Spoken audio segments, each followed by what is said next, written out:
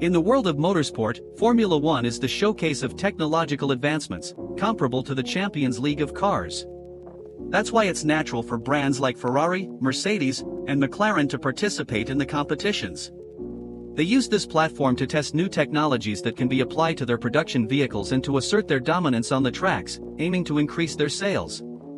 However, among all the teams, Red Bull has stood out in recent years. Curiously, a brand that doesn't sell cars is competing and winning. The question is, why would an energy drink brand invest in such an expensive sport? Is it worth it?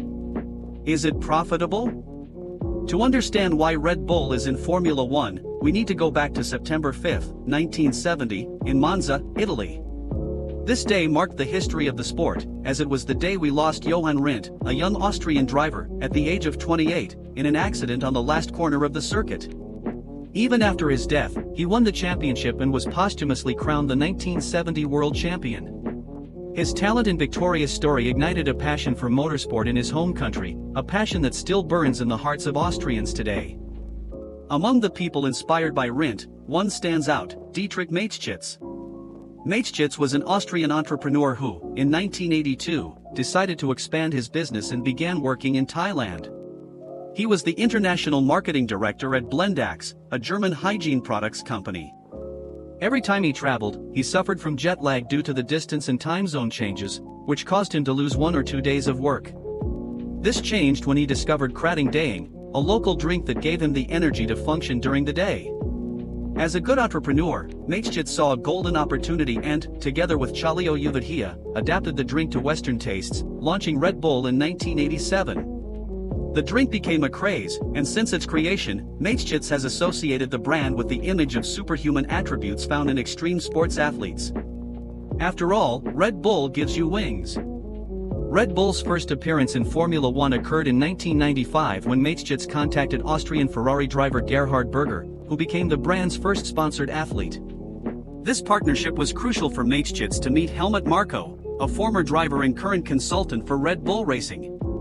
Both were destined to make history in the sport. While Marko managed the junior program that revealed new talents, Mateschitz became the main sponsor and part owner of Sauber. In 2001, after a disagreement with his shareholders, Mateschitz decided to create his own team, where he would have full autonomy over all decisions. In November 2004, the dream became reality when Red Bull bought the Jaguar team, which had not had an impressive season. Thus, one of the strongest teams of the 21st century was born. After the purchase, Mateschitz appointed Marko as his partner and invested millions of dollars. His plan to promote the brand and become a winner in the main category of motorsport began to materialize. In 2005, Red Bull Racing achieved an excellent 4th place at the Australian GP, but it was still clear how difficult it would be to compete with giants like Ferrari, McLaren, and Renault. Therefore, in 2006, a second team, Scuderia Toro Rosso, was created with the hiring of renowned designer Adrian Newey. This second team made significant progress, and after a year of transition, it served with stronger engines than the primary Red Bull Racing team. From there, Red Bull's victorious era began. In 2009, Red Bull made history with young prodigy Sebastian Vettel, who gave the brand its first win at the Chinese GP. That season, the team achieved 5 more wins, 3 by Vettel and 2 by Mark Webber. With these impressive results, Mateschitz and Marko put Vettel at the forefront, and the team won the championship 4 consecutive times: 2010, 2011, 2012, and 2013. However, in 2014, rule changes ushered in the era of Lewis Hamilton with Mercedes. Red Bull returned to winning championships recently in 2021 and 2022 with Max Verstappen. Red Bull's goals in Formula One were simple: create a winning team in a high-profile sport and ensure that the team's success would bring more recognition to the brand. But did the investment pay off?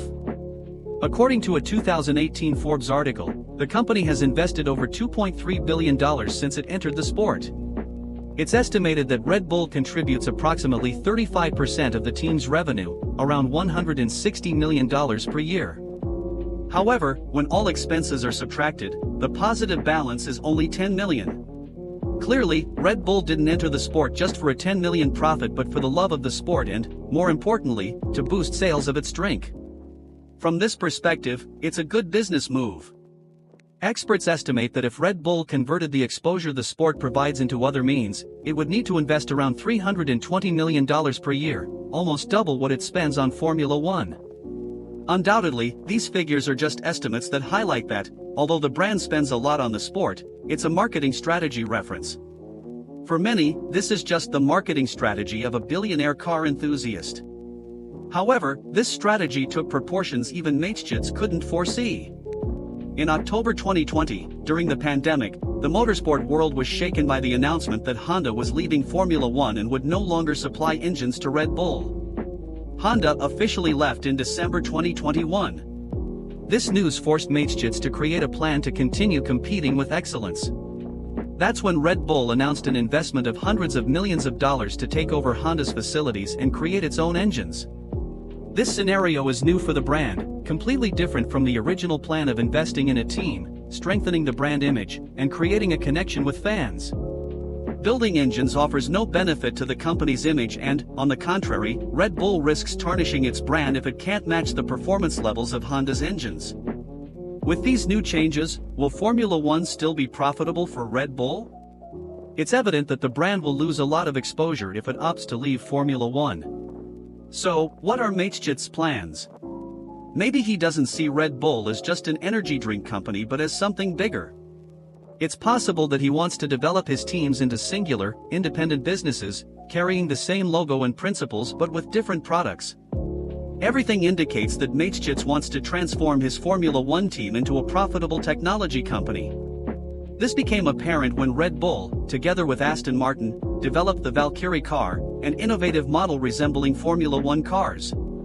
With 1,000 horsepower and a 6.5-liter V12 engine, the most interesting thing is that the Valkyrie is street legal. In an interview, Red Bull team principal Christian Horner suggested that in the near future, we might see Red Bull cars on the streets.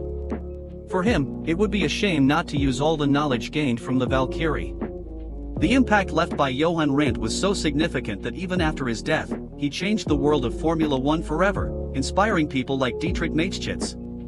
Mateschitz's decision to leave Sauber and create his own team was crucial in establishing Red Bull as one of the most popular brands in motorsport. His decision to start making engines is another example of his innovative vision. Although this decision is likely not profitable when we look at the brand's initial plan, it will help expand it, transforming it from a simple marketing strategy to a technology company. Thank you for your attention. If you enjoyed our work, feel free to follow us, activate the bell to receive notifications of new videos, and leave your like. Thank you very much, and see you in the next video.